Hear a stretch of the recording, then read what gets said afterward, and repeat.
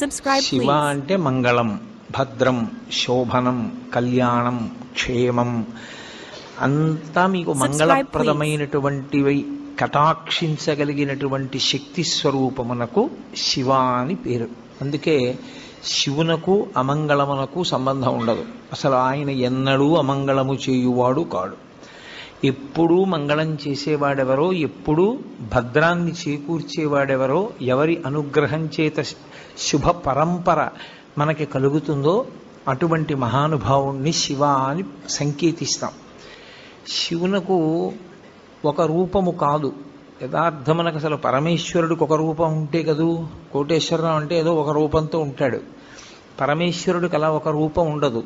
ఆయన చేసినటువంటి చేష్టితముల వలన భక్తులను అనుగ్రహించాలనేటటువంటి ఆయన యొక్క కారుణ్య తీవ్రత వలన ఆయన అనేక రూపములను ధరిస్తారు.